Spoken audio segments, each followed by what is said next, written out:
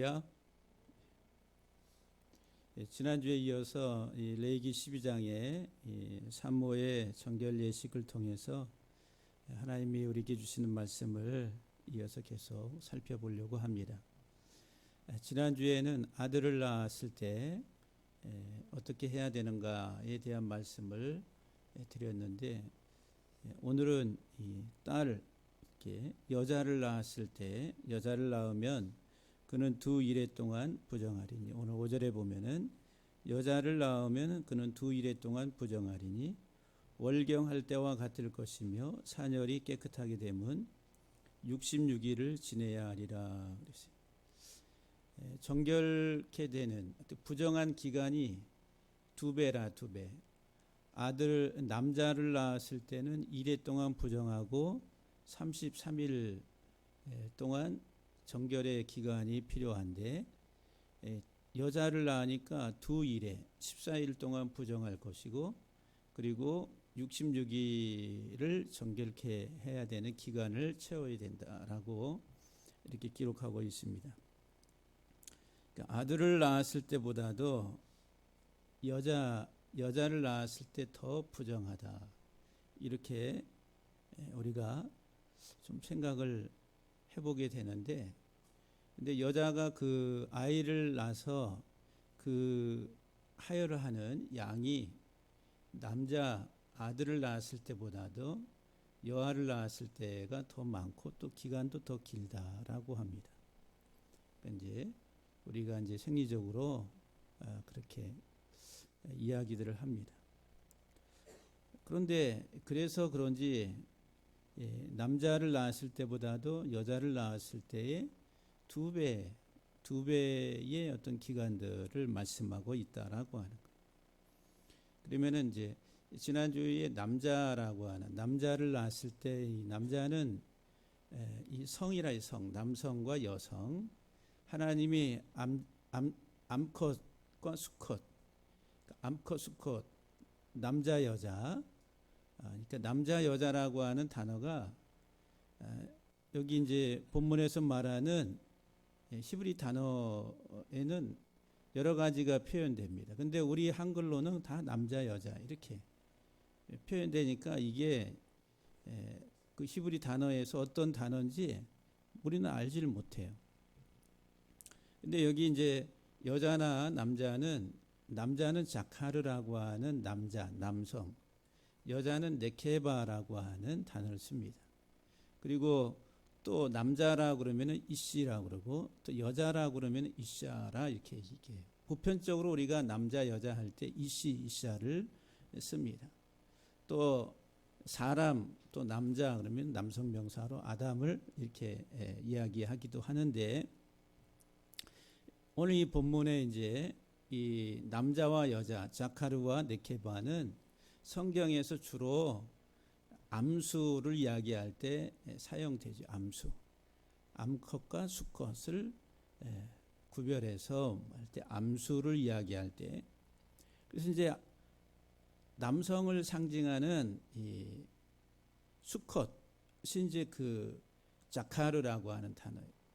그래서 지난주에 그런 말씀을 드렸어요. 이 자카르, 남자는 어원이 기억한다는 거예요. 남자. 그러니까 남성의 그 어원이 기억하다라고 하는 기억, 그 기억 장치라는 거예요. 근데 구체적으로 그 단어의 의미를 보면은 뭐를 기억하냐면은 노동이라는 노동의 수고. 여기에 농기구를 들고서 땀을 흘리고 노동하는 수고를 기억하는, 그 기억한다는 거. 그게 에덴 동산 3장에 보면은, 창세기 3장에 아담과 하와가 범죄했을 때 하나님이 아담을 저주하시죠. 평생 네가 땀을 흘려야 소산을 먹고 살게 될 것이다. 그러니까 노동에 대한 하나의 그런 하나의 그 벌을 내리시는 거예요. 그러니까 이 남자라고 하는, 자카르라고 하는 남성의 그 의미는 항상 기억하는 거예요. 노동의 수고. 그래서 우리들은 이 세상 살아가는데 평생 동안 노동하면서 고생하면서 살아갑니다. 그렇잖아요. 옛날처럼 농기구를 가지고서 뭐 노동하고 그러진 않지만은 우리들은 우리의 일상적인 필요를 채우기 위해서 평생 땀을 흘리고 노동을 한다는 거예요. 그래서 이제 머리를 짜내고 하면서 그렇게 살아가요. 특별히 하나님이 이스라엘을 기억하셨다라고 할 때, 하나님이 기억하셨다라고 이스라엘에 대해서 이야기하실 때 이스라엘이 어떤 상황이냐면 애굽에서 학대받고 노동으로 인해 가지고 종로로 타듯이 고통당할 때에 하나님이 그들을 기억하셨다, 이렇게 말씀해요. 그러니까 하나님이 오늘도 우리들을 기억하시는데 우리의 어떤 상황을 기억하시냐면은 죄로 인해서 고통당하고 수고하고 있는 우리 인생을 기억하시는 하나님이라고 하는 거예요. 그게 이제 남자라는 게 남성이라고 하는. 그러니까 우리 남성들은 본질적으로 우리가 뭐를 기억하냐면 에덴에서 어떤 일이 일어났었던가, 그 결과 무엇인가에 대해서 기억하라고 하는 거예요. 그러니까 우리들은 그 불순종의 죄로 고통당하고 있는데 그 고통 속에서 지금 이렇게 살아가고 있는데 우리에게는, 우리 자신에게는 소망이 없고 오직 하나님에게만 소망이 있는 존재라고 하는, 이 세상 살아가는 우리 남성이라고 하는. 근데 이 남성 여성이라고 하는 성은 단순히 남자들은 남성만 있고 여자들은 여성만 있냐면 아니라 아담이라고 하는 사람 속에 남성과 여성이 있다는 거예요. 그러니까 우리 본질 자체, 우리 존재 자체를 남성과 여성으로 설명하고 있어요. 근데 그 본성이 뭐냐 하면은 죄로 인해서 고통당하고 있다라고 하는 거예요. 그 기억하라고 하는 거예요. 이게 남성이라. 근데 오늘은 이제 여자를 낳으면, 여성을 낳으면, 딸이라고 하는 단어가, 아들은 히브리 말로 벤 그럽니다. 벤. 루벤 그러면은 야곱의 첫 번째 아들, 보라 아들을 낳았다 때 루 그러면 라라고 하는 보라, 벤 그러면 아들입니다, 그런 뜻이에요. 그러니까 벤이 아들이고 바트가 딸입니다. 그런데 이 본문에서는 여기 남자를 낳으면 할 때 남자가 벤 아들이 아니라 자카르라고 하는, 그리고 여자를 낳으면 딸을 낳았다라고 하는, 보통 딸 그러면 바트라고 하는 단어를 쓰는데 바트가 아니라 네케바라. 네케바. 한번 따라합시다. 네케바. 이 네케바는 그 어떤 의미냐면 어원이 구멍을 뚫는다 이 말이에요. 구멍을 뚫는다, 파다, 구멍을 뚫다, 그 다음에 꿰찌르다, 이런 단어입니다. 거기에서 이제 여성이라고 하는 단어 네케바라고 하는, 그 발음이 똑같은데 네게브라고 하는, 성경에 네게브 그러잖아요. 그 네게브가 동굴이에요. 동굴은 이렇게 구멍이잖아요. 동굴. 또 네케바 그러면은 똑같은 발음인데 구멍이에요. 구멍. 여성이 구멍이라고 하는. 이거는 또 어떻게 보면 이제 어떤 생리학적인 어떤 신체적인 그런 구조를 이야기하고 있는 그런 것과도 연결시킬 수가 있습니다.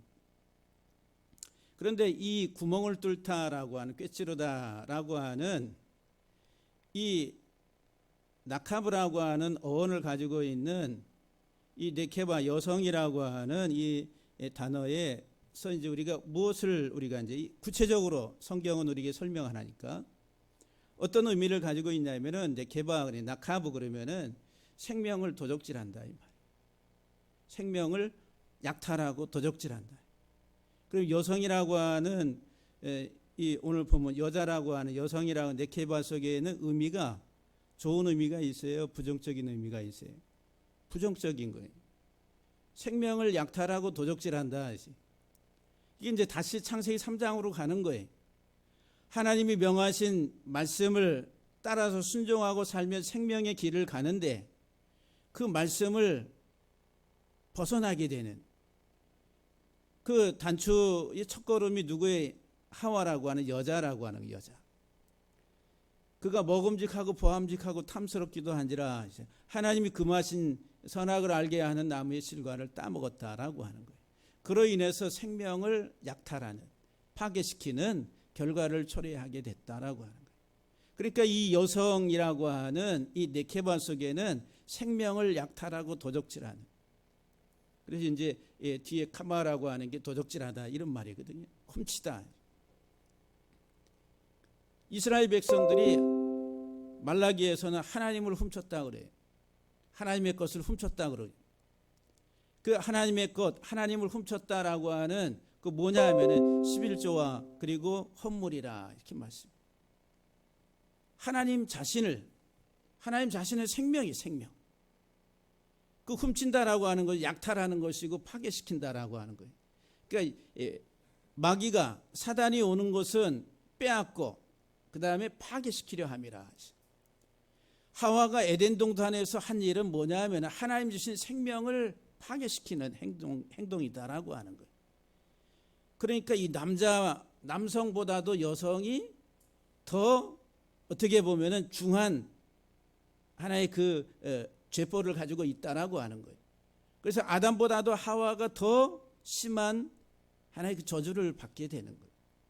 아담보다도 하와가. 그래서 이 생명을 도적질한 두 번째 이 네케바라고 하는 이 어원 속에는 구체적으로 어떤 의미가 있냐면은 저주받은 생명이다. 뒤에 나카브 할 때 카바브라고 하는 말이 저주하다 이 말이에요. 생명 저주받은 생명이다.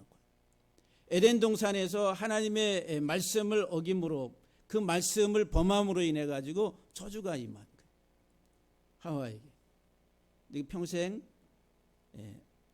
자녀를 낳는 하나의 해산의 고통을 더한다라고 하는. 그러니까 해산의 고통을 더함으로 인해 가지고 평생 자기가 이제 이 여성들은 해산을 통해 가지고 뭐를 기억해야 되냐면 에덴에서 일어났던 일들을 기억하라고 하는 거예요. 저주받은 인생이다라고 하는. 불행한 거죠. 남자는 평생 수고하고 땀 흘리고 노동의 하나의 그 수고를 하는 것, 그것이 무엇으로 인해서 왔는가라고 하는 에덴에서 일어났었던 일들을 기억하라고. 이 네케바라고 하는 이름, 이 여성이라고 하는 이 단어 속에는 바로 곧 에덴 동산에서 하나님 말씀을 범함으로 인해서 자기들에게 온 결과가 무엇인가, 생명을 빼앗기고 생명을 파괴시키고 그로 인해 저주받은 인생이 됐다라고 하는 거예요. 세 번째로 이 네케바라고 하는 여성이라고 하는 여자라고 하는 이 단어 속에는 깨끗하게 돼야 될 집이다라고 하는 거예요. 정결하고 깨끗하게 무죄로 돼야 될 그런 운명을 가지고 있다라고 하는 거예요. 그래서 이제 이 네케바라고 하는 여자는 하나님 말씀에 불순종해서 하나님의 저주 아래서 그 고통 속에 살아가는 그들의 그 삶은 구멍 뚫린 전대와 같다라고 하는 거예요. 구멍 뚫린 전대. 아무리 거기에다 갖다가 집어넣어도 채워지지 않는 그 구멍 뚫린 전대와 같다. 그런데 이스라엘의 삶이 바로 그런 것이에요. 이스라엘 역사를 하나님이 말씀하시는데 너희가 이와 같다라고 하시면서 뚫린 전대와 같다라고 하는 거예요. 그 여성으로 이렇게 비유를 하는 거죠. 구멍 뚫린 전대처럼 채워도 채워지지 아니하는. 그래서 이제 이 여자라고 하는 여성이라고 하는 네케바 속에는 반드시 깨끗해져야 될 그 내면을 깨끗하게 해야 될 존재라고 하는 거예요. 하나님께 불순종한 그 불순종의 그것들이 무엇인지 그 안에 있는 것들을 정결하게 깨끗하게 해야 될 존재, 이게 여자라고 하는 거예요. 그러면서 이제 이 네케바 속에는 육체적인 의미를 또한 가지고 있습니다. 신체적인 젖먹이의 집이라고 하는 거예요. 나카라고 그러면은 젖을 먹이다, 양육하다, 뒤에 베이트라고 하는. 그 여자들은 그 우리 이제 그 생물학적으로 이야기하면은 아이들에게 젖을 빨리고 젖을 먹이고 양육하자. 그 양육의 집, 젖을 먹이는 집이라 네케바 속에는. 그러니까 이제 이스라엘에게 있어서는 하나님이 어머니들은 젖을 먹이는 것처럼 자녀들에게 또한 토라라고 하는 말씀을 양육하는 그 의무를 줬다라고 하는 거예요. 평생. 그래서 이제 아버지는 훈련을 시키고 어머니는 토라로 양육하고 하는, 이게 이제 이스라엘의 역사라고 하는 거죠. 오늘날 우리도 이제 여자들은 이제 결혼을 하게 되면은 아이를 낳습니다. 그러니까 아이를 낳으면은 아이에게 젖을 빨려서 아이에게 먹을 젖을 물림으로 인해 가지고 아이가 성장하도록 자라도록 이제 젖을 가지고 양육을 하죠. 어린 젖을 떼기까지. 그 이후에 이제 이유식과 밥을 먹이고. 근데 이제 그것은 단순히 어떤 신체적인 것을 우리에게 이제 보여주지만은 더 이제 영적으로 정신적으로 이야기하면은 어머니는 평생 동안 자녀들에게 또 가족에게 양식을 제공하는 그 일을 하는 거예요. 그 주부들이 그 일을 하잖아요. 자녀들과 남편과 가족의 건강한 식단을 위해서 밥을 지어서 이렇게 주고 하는. 그게 이제 양식을 제공하는 젖먹이, 양육하는 사역이라. 그건 우리의 이제 어떤 그 신체적인 부분에 있어서, 육체적인 부분에서 그와 같은 의미를 가지고 있지만은 영적으로는 하나님의 말씀을 통해서 양육하고 그 말씀을 공급하는 사역을 이 여자들이 또한 해야 된다라고 하는 거예요. 그러니까는 우리 여성들은 단순히 젖을 먹이는 엄마로서의 그 역할로서 끝나는 게 아니라 그것은 이제 영적으로 하나님의 말씀, 토라의 말씀을 받아서 그 말씀을 계속 아이들에게 먹이는 그 역할을 또한 해야 돼. 젖먹이의 집이라, 젖을 먹이는 집이라, 양육의 집이다라고 하는 거예요. 이게 네케바라. 근데 에덴 동산에서 어떻게 했어요? 그 말씀을, 생명의 말씀을 파괴시킨 거예요. 반드시 이 여성은 다시 새롭게 그 속에 더러워진 것들을 정결케 해서 정상적이고 깨끗한 양식을 먹여야 될 그런 하나의 존재들이라고 해요. 이 네케바 속에. 그래서 먼저는 정결의식이 필요한 거예요. 정결케 돼야 돼. 그래야지 정결한 그 의식 속에서 깨끗해짐으로 인해 가지고 깨끗한 것을 양육하는, 그것을 먹이고 그것을 통해서 자녀들을 양육하고 가정의 건강한 삶을 유지하게 하는, 그것이 이제 여자들이다라고 하는 거예요.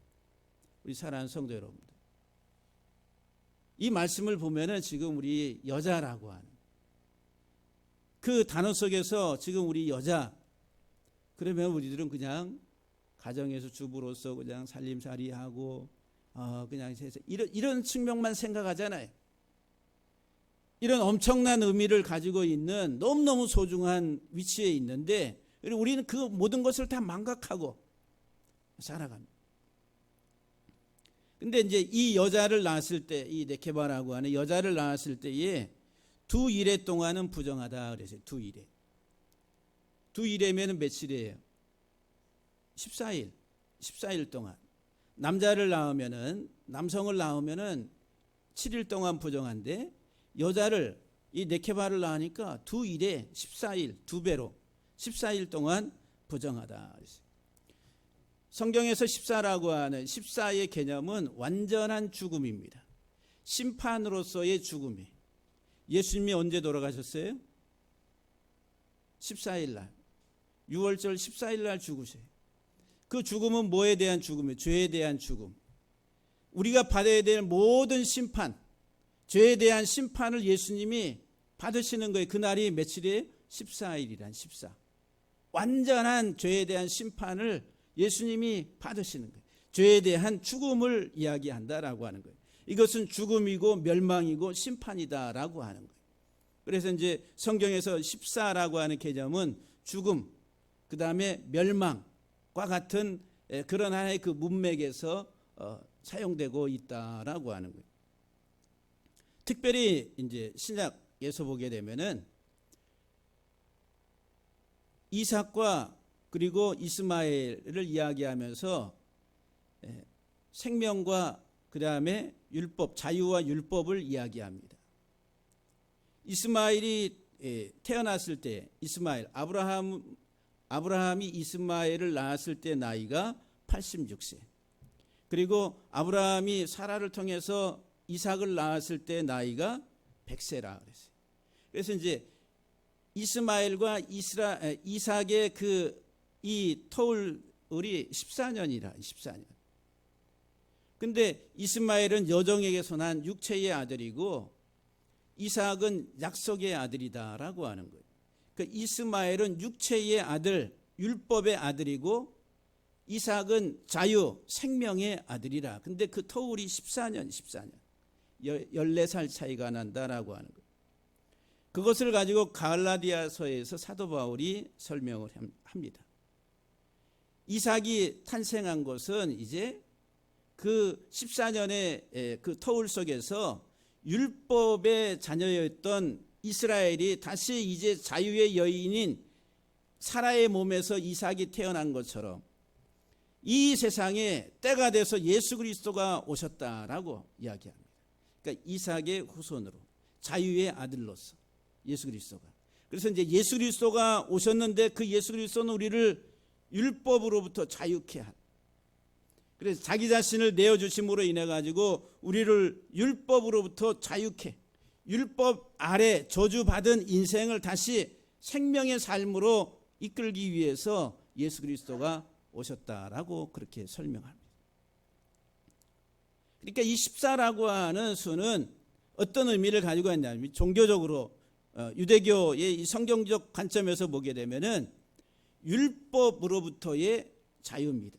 율법으로부터의 구원, 율법에 대한 완전한 죽음, 그리고 생명 안에서의 다시 살아남, 죽음과 부활이라고 하는 그런 개념을 우리들이 생각해 볼 수 있다라고 하는 거예요. 그러니까 이 14라고 하는 것은 죽음이라니까. 죽음이래. 완전한 죽음. 그러니까 오늘 우리 사랑하는 성도 여러분들, 내가 정결케 되려면 부정한 것들이 다 완전히 죽어야 된다는 거예요. 그런데 이 14라고 하는 것은 우리는 우리 자신이 죽지를 못하니까 우리를 대신해서 예수 그리스도가 오셔서 죽으신다라고 하는 거예요. 대리적인 하나의 그 죽음을 의미하죠. 그러니까 먼저 14라고 하는 이 개념 속에는 하나님의 심판으로 인한 완전한 죽음을 우리에게 이야기해 주고 있다라고 하는 거예요. 그러니까 두 일해 동안 부정하리. 그 다음에 66일 동안 정결케 돼야 된다는 66일. 66. 그래서 66이라고 하는 이 수의 개념. 남자를 낳았을 때는 33일을 정결케 해야 되는 기간이 있어야 되는데 여자 이 암컷을 낳으니까 네케바를 낳으니까 66일을 정결케 해야 된다. 정결의 기간이 2배로 늘어났어요. 그래서 성경에서 66은 어떤 의미를 가지고 있냐면 우상입니다. 우상 숭배. 그러니까 이 더러운 게 뭐냐? 여자에게 있어서 이 산모가 출혈을 하는 이 더러움의 하나의 그 본질이 뭐냐면은 우상 숭배라고 하는 우상 숭배. 예? 그러니까 지금 우리의 일어나는 이 신체적인 것들은 하나님이 우리 영적인 것을 다 설명해 주고 있는 것들이다라고 하는 거예요. 그래서 이제 66에 있어서 이제 중요한 수가 6이라고 하는 수죠. 66이라고 하는 66. 그 6은 세상이에요, 세상. 하나님이 세상을 몇째 날 완성하셨어요? 6째 날 완성했어요.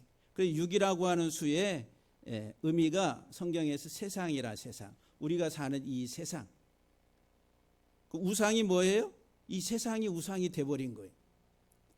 우리 눈이 이 세상을 우리의 삶에 있어서 최우선순위로 두고 살아가는 그 삶으로 바꿔버리는 게 그게 우상 숭배. 지금 오늘 우리들의 일상생활 속에서 우리 이 땅에 살아가는 대다수의 모든 사람들이 그들의 삶의 모든 기반을 어디에? 이 세상에 두고 그리고 이 세상적인 것들에 더 많은 것들로 채워지기를 원하고 그것이 인생의 목적이 돼서 살아가게 만들어버린 그게 이제 우상 숭배에 빠지게 한 것들이다라고 하는 거예요. 그리고 그것을 더러운 것이다라고 말합니다. 그런데 우리들은 이 세상적인 물욕에 사로잡혀서 살아가요. 정치, 경제, 사회 모든 부분에 있어서 이 땅은 바로 곧 이 세상에 집중하고 살아가도록 만든다라고 하는 거예요. 그래 6이라고 하는 수가 이 세상인데 세상을 상징.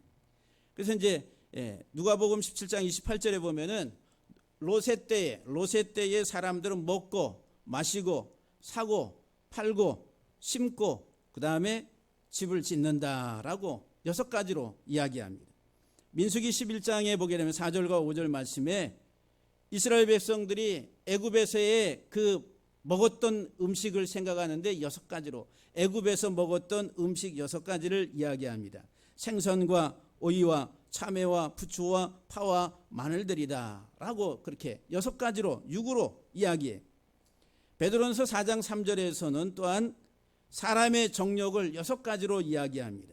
음란과 정욕과 술취함과 방탕과 향락과 무법한 우상 숭배를 하여 이방인의 뜻을 따라 행한다 그랬어요. 이방인의 뜻을 따라서 육체의 정욕을 따라 살아가는 사람들이 이방인의 정욕을 따라서 6가지로 이야기하고 있다는 거예요. 6가지도 더 되겠지요, 말하면. 고린도서 5장 11절 말씀해 보게 되면은 또한 교회 공동체 안에서도 이와 같이 육적으로 행동을 하게 되는 육적인 삶에 대해서 이야기하는데 6가지를 이야기합니다. 음행, 탐욕과 우상 숭배, 모욕하거나 또 술 취하거나 속여 빼앗는 이와 같은 것들. 이와 같은 자들과 사귀지도 말고 그런 자와는 함께 먹지도 말라 그랬어요. 그렇게 이야기합니다. 그러니까 6이라고 하는 수는 세상의 수라고 하는 거예요. 그래서 이제 계시록의 666이라고 하는 그것이 무슨 여러분들 이렇게 막 이상하게 생긴 무슨 그런 게 아니라 그냥 세상입니다. 세상. 그러니까 이미 이 세상의 인을 가지고 살아가요. 우리 이마에 우리의 이 사고 속에 우리는 세상적인 사고 방식을 가지고 살아가는 게 그 6이에요. 666이라고 하는. 그래서 이제 이 세상 6이라고 하는 수는 세상을 이야기하고 사단을 이야기하는데 이것은 세상에 대한 영향력, 지배력을 말합니다. 그래서 세상 임금이 누구라고 그래요? 마귀라고 그래요. 마귀. 사단이다라고 이야기합니다. 그래서 마태복음 4장 4절 이하 11절에 보게 되면은 사단, 마귀, 시험하는 자라고 하는 이름으로 6번 나온다. 예수님을 시험할 때. 또 출애굽기 20장에 보게 되면은 6째 계명이 뭐예요? 살인하지 말라. 근데 살인하지 말라고 6째 계명이 살인하지 말라라고 그랬는데 요한복음 8장 44절에 보게 되면은 마귀에 대해서 예수님이 뭐라고 말씀하시냐면은 그는 처음부터 살인한 자요. 그랬어요. 마귀는 누구라고요? 살인자라. 살인자. 생명을 파괴시키는 살인자로 처음부터 살인한 자예요. 처음이 어디예요? 에덴 동산에서부터 살인한 자라. 하나님이 주신 생명을 빼앗아가는 살인자. 이게 뱀, 사단, 마귀라고 하네. 그러면서 이 사단이 이 세상을 지배하는 거예요. 세상의 이것들을 가지고 사람의 눈을, 마음을 유혹을 하는 거예요. 보라, 얼마나 아름답고 멋있고 화려하고 그리고 영광스러운가. 내가 이 모든 것들을 너에게 주리라.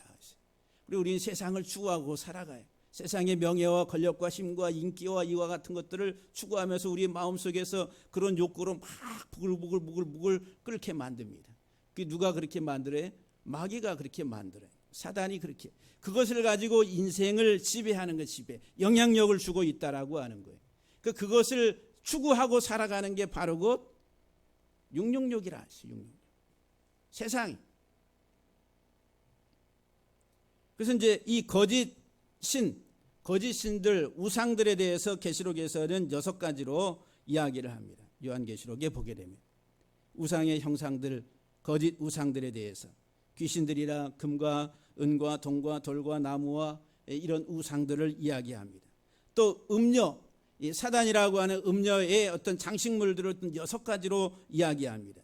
그 여자는 자줏빛 붉은빛 옷을 입고 금과 보석과 진주로 꾸미고 손에 금잔을 가지고 그 안에 가증한 물건과 그의 음행에 더러운 것들이 가득하더라 그랬어요. 그게 이제 6이라고 하는 수를 가지고서 악한 영 사단에 대해서 이야기합니다. 근데 이 사단이라고 하는, 마귀라고 하는 이 존재가 이 세상을 지배하는데 이 세상에 지대한 영향력을 주고 있다는 거예요. 그 지대한 영향력 속에서 그 사로잡혀 살아가는 게 우리 인생들이라. 그래서 네게바라고 하는, 네게바. 에덴 동산에서 그 뱀의 유혹에 넘어가서 먹음직하고 보암직하고 탐스럽기도 하다, 그 충동이 일어나고 그 욕구에 하나님의 말씀이 그 마음을 지배하는 것이 아니라 사단의 그 말이 그 마음을 지배하게 되는, 그게 더러운 것들이다라고 하는, 이런 것들이 이제 정화되고 깨끗하게 대하는 거예요. 그러니까 우리 속에 있는 세속화되고 세상화된 우리의 사고와 가치와 이와 같은 것들이 66일 동안이라고 한 정결케 되는 기간이라는, 기간 빠져나가는. 그래서 이제 6 또는 60 그러면 성경에서 또한 교만을 이야기해요. 교만. 제가 여러분들에게 말씀을 드렸었죠. 이삭이 에서와 야곱을 낳았을 때 나이가 60세라 그랬어요. 60. 그 60은 육체를 말하는, 육체. 그래서 이제 에서나 야곱 다 그 당시는 육적인 본성 속에서 나온 거죠. 속이는 자라, 이렇게. 솔로몬이 자기 침대, 이 침상을 지키는 아주 그 용사들을 몇 명을 두면 60명을 뒀다고 그랬어요. 교만을 상징하는 이 세상적인 것들로 꽉 채워져 있는. 그래서 여러분도 우리가 이 세상에서 누가 교만합니까? 거들먹거립니까? 이 세상의 지위와 명예와 돈과 이런 것들을 가진 사람이 교만한 거예요. 감히, 아니 네가 뭔데? 이게 벼가 익으면 익을수록 겸손해져야 되는데, 그게 아니라 이 세상에 어떤 자리에 올라가면 올라갈수록 그 얻기까지는 포장해가지고 겸손한 것처럼 얘기하다가도 나중에 그 자리 딱 올라가면 안 그래. 세상 사람들 정말 다 죽어야 될 것들이고 정결케 돼야 될, 다 쓸어버려야 될 것들인데 우리들은 그것을 추구하면서 살아간다라고 하는 거예요. 이 네케바라고 하는 이 여자를 낳았을 때에 66일 동안 정결케 깨끗하게. 그래서 여러분들 66이라고 하는, 6이라고 하는 수의 어원이 뭔 줄 아세요? 깨끗게 하다, 이런 말이에요. 이 세상, 이 땅에 가치와 이 모든 것들은 정결하게 깨끗하게 표백해야 될 것들이라. 주님이 이 땅에 오셔서 하시는 일이라. 예수님이 이 땅에 오셔서 우리를 위해서 십자가에 죽으시는데 구체적으로 주님이 십자가에서 죽으신 것, 14일 날 죽으신 것, 6월절 어린 양으로 죽으신 것, 그것은 이 세상에 완전히 물들어서 세상의 지배력 속에서, 세상적 가치 속에서 세상이 우상이 돼가지고 살아가는 우리의 인생을 깨끗하게 표백하기 위해서 주님이 오셨다라고 하는 거예요. 그런데 우리들은 그 예수님을 그 바르게 바라보지 못하고 오히려 그 예수님을 통해서 더 이 세상적인 것들을 크게 만들려고 하면 어떻게 되겠어요? 그것이 바로 곧 영적으로 말하면은 분별을 못하는 거예요. 분별의 영이 없다라고 이야기할 수가 있습니다. 그래서 이제 이 두 일회 동안 부정하고 66일 동안 정결케 돼야 되는 기간이 차거든.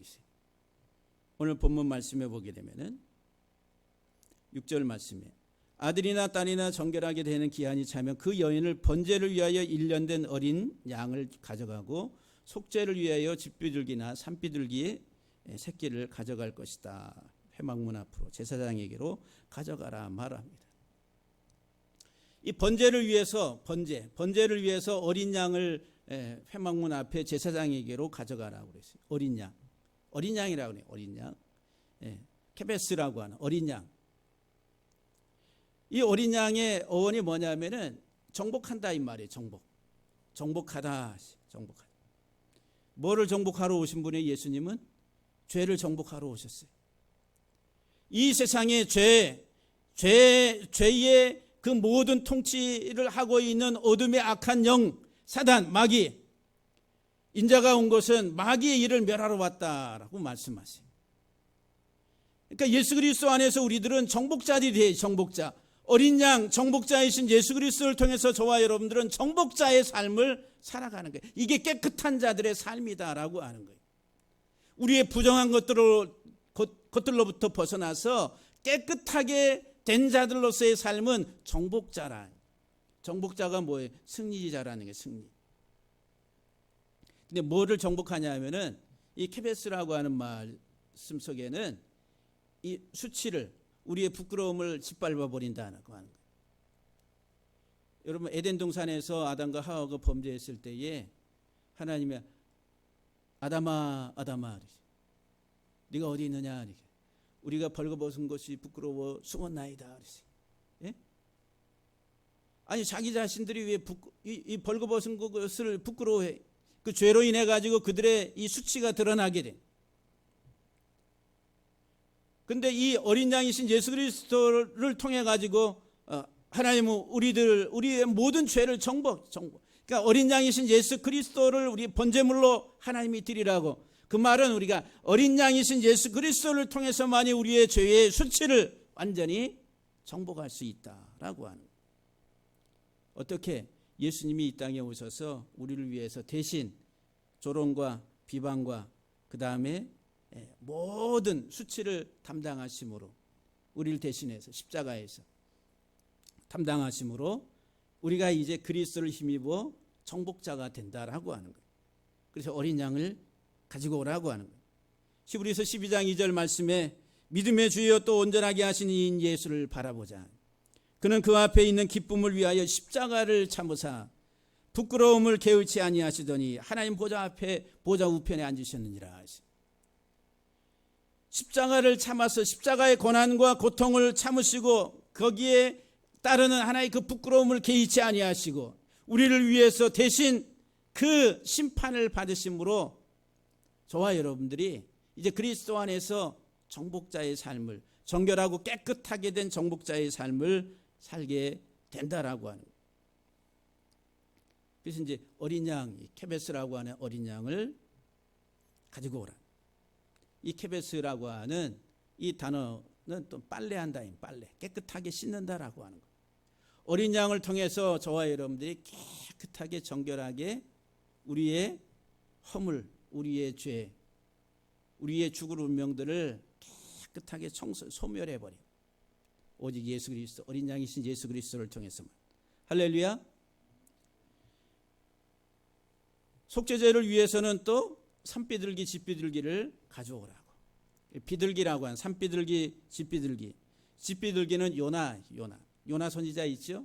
그 요나가 집비둘기입니다. 그 다음에 산비둘기는 토르라고 해요. 토르. 그런데 이 요나나 토르, 이 비둘기의 이 두 단어의 의미는 슬픔이라는 슬픔.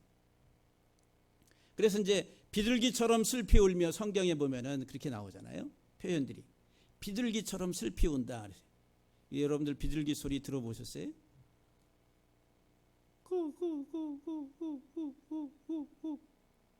이제 유튜브에 한번 비둘기 울음소리 한번 저기 하시면은 이렇게 올라옵니다. 그게 얼마나 슬픔의 소리인지, 슬픔의 소리인지는 잘 모르겠는데 비둘기처럼 슬피 운다. 그렇게 이야기. 그런데 왜 이런 의미가 나왔느냐, 그 단어 속에는 어떤 의미가 있냐면 학대를 받는다는 거예요. 비둘기라고 하는 요나 속에는 학대, 부당 대우를 받는 그런 하나의 것을 설명해 주고 있다. 온전하게 학대를. 그러니까 여러분, 왜 슬피 울어요? 왜 구슬프게? 너무너무 고통스러우니까. 이 비둘기를 가지고 속죄 제물로 하나님 앞에 가지고 나오라고 하는 거예요. 근데 이 비둘기가 예수 그리스도를 우리에게 상징적으로 설명해 준다라고 하는 거예요. 우리가 받아야 될 모든 죄의 형벌을 십자가에서 홀로 담당하시는 그 고통, 아픔이라고 하는 것은 말로 형용할 수 없다라고 하는 거예요. 우리가 받아야 될 모든 것들, 이 비둘기를 가지고 하나님 앞에 속죄제로 가지고 나오라. 그래야면 너희가 너희 그 모든 것들을 다 속죄할 것이다. 7절 말씀해 보게 되면은 제사장은 그것을 여호와 앞에 드려서 그 여인을 위하여 속죄할지니 그리하면 사녀리 깨끗하리라. 이렇게 말씀합니다. 이는 아들이나 딸을 생산한 여인에 대한 규례니라. 이런 이제 어린 양을 드리고 산비둘기, 집비둘기를 드림으로 그가 속죄가 됨으로 인해서 이제 깨끗하다. 타우르라고 하는 깨끗하다. 이 깨끗하다라고 하는 이 타우르라고 하는 이 정결케 한다라고 하는 정결해졌다라고 하는 이 단어 속에 그 내용, 깨끗해진 내용이 뭐냐? 우상 숭배, 뱀의 사상으로부터 깨끗해지는 것, 그리고 예수 그리스도로 새로워지는 것, 이 두 가지 의미를 우리에게 설명해 줍니다.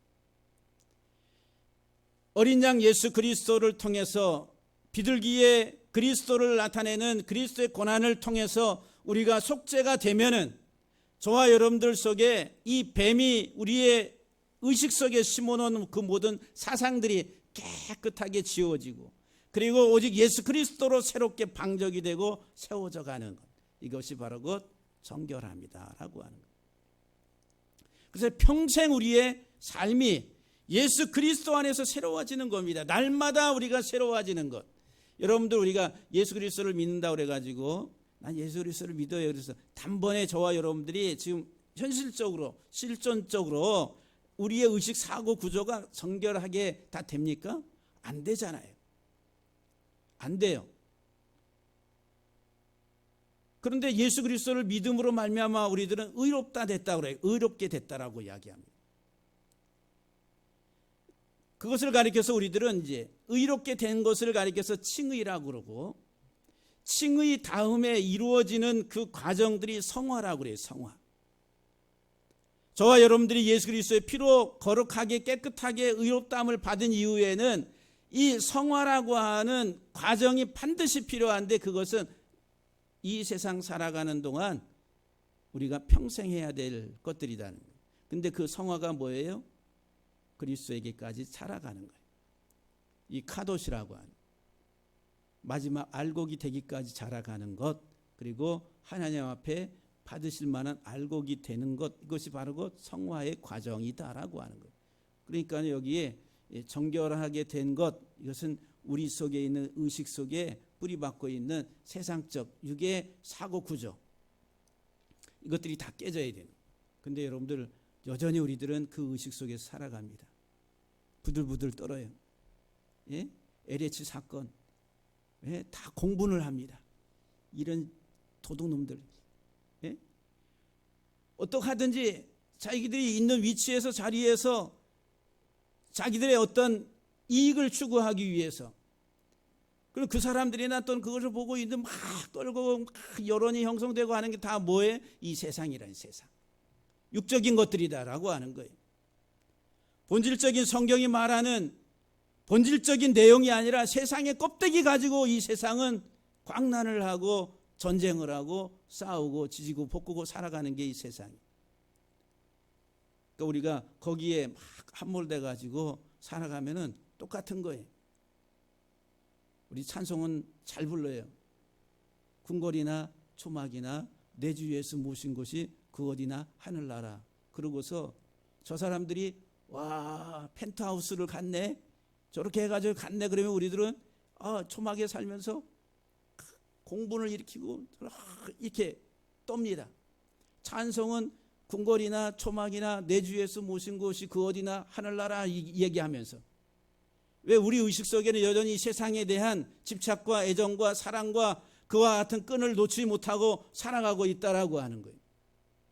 사랑하는 성도 여러분들, 정결하게 예수 그리스도의 피로 우리들을 머리에서 발끝까지 정결하게, 주여 나를 정결하게 깨끗하게, 그리고 그리스도의 온전한 형상이 내 삶 속에서 피어나도록, 그래서 꽃이 피고 열매가 맺어서 알곡이 되기까지 그리스도에게 살아가는 그런 하나님의 사람들, 다 되기를 주의 이름으로 간절히 축복하며 간절히 소망합니다.